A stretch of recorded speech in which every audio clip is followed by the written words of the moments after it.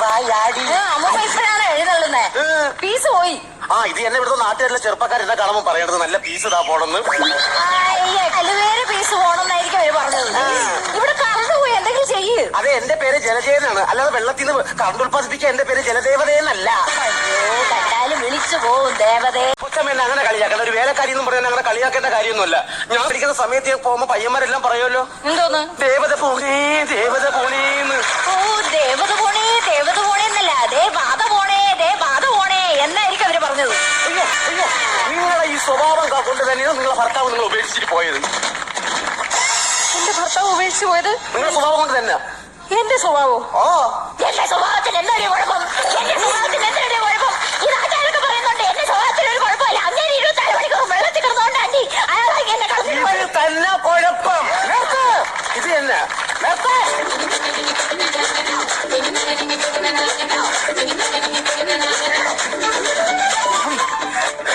ഈ മുല്ലശ്ശേരി തറവാട്ടിനുള്ളിൽ ഇത്ര ഒച്ചയിലാണോന്ന് പാടില്ലെന്ന് നിങ്ങൾക്ക് അറിഞ്ഞൂടെ? ഞാൻ ഭയങ്കര സ്ലിപ്പാ. അത് തന്നെ ഉദ്ദേശിച്ചത്, ഞാൻ അങ്ങോട്ട് പറഞ്ഞ സാധനം തന്നെ ഉദ്ദേശിച്ചത്. ജലജേ, എന്താ ഇവിടെ കാര്യം? എന്താ നിന്റെ ഫ്യൂച്ചർ പ്ലാൻ? എന്തോന്ന് കൊച്ചമ്മ ഇവിടെ വരാൻ? നിനക്ക് ഞങ്ങളെയൊക്കെ പുച്ഛം. നീ ഒരു കാര്യം മനസ്സിലാക്കണം. The house of my wife of the daughter എന്ന് വെച്ച് ഇവിടുത്തെ ഭർത്താവിന്റെ ഭാര്യയും മകളുമാണ് ഈ നിൽക്കുന്നതെന്ന്. കറിയപ്പ്. കറിയപ്പിന്റെ കാര്യം പറഞ്ഞപ്പോൾ കറിയപ്പ് തീർന്നു പോയി കൊച്ചമ്മ. ഇപ്പോഴാണ് എനിക്കൊരു ആശ്വാസമായത്. ഈ വീട്ടിൽ എന്റെ ഇംഗ്ലീഷ് മനസ്സിലാക്കാൻ ഇവളെങ്കിലും ഉണ്ടല്ലോ. എടി മോളെ സീമേ, പോ. ഞാനൊരു കാര്യം നിന്നോട് പറയാം. നീയും അവളും ചെറുതേ ഇവിടെ കിടന്ന് ബഹളം വെച്ച് നീ ഇവിടെ വന്ന് നിൽക്കുന്ന കാര്യം ഈ നാട്ടിൽ മൊത്തം പബ്ലിക്കിറ്റി ആക്കരുത്. പബ്ലിക്കിറ്റി ആക്കാതെ നോക്കണോന്ന്. പബ്ലിസിറ്റി എന്നാണോ അമ്മ ഉദ്ദേശിച്ചത്? ഏതായാലും നിനക്ക് മനസ്സിലായല്ലോ. അതുകൊണ്ട് ഞാൻ പറയാം, നിങ്ങൾ തമ്മിൽ ഇനി ഒരു പ്രോബ്ലവും പാടില്ല. എന്റെ അമ്മയെ ഈ ഇംഗ്ലീഷ് ഒന്ന് നിർത്തൂ. അറിയും പഠിച്ചാണോളെ, എനിക്ക് ഇംഗ്ലീഷ് ഭയങ്കര ഇഷ്ടം മോളെ. അതല്ലേ. Hello hello. അതെ, നീ എല്ലാം കൊട്ട് നമുക്ക് റെഡിയാക്കാതൊക്കെ.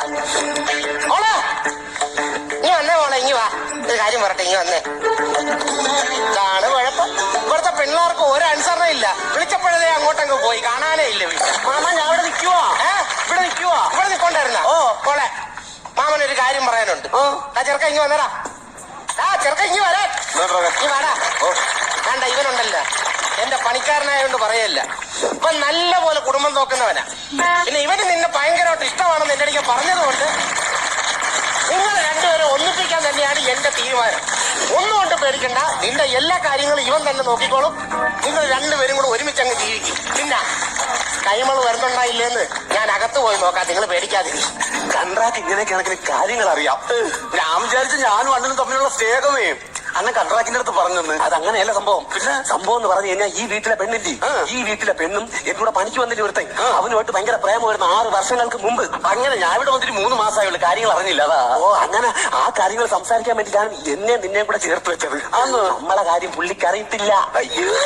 പിന്നെ ഇവിടുത്തെ വീട്ടിലെ പണിയും ശരിയാവത്തില്ല. വീട്ടിലെ കല്യാണ ആചാര്യം വരുന്നുണ്ട്. ഉടനെ നമ്മുടെ കല്യാണം നടക്കും. ഞാൻ നിന്നെ അങ്ങോട്ട് പറക്കും. എങ്ങോട്ട്? അങ്ങ് ദൂരെ. ദൂരെ എവിടെ? ഈ ലോകത്തിന്റെ അറ്റത്ത്.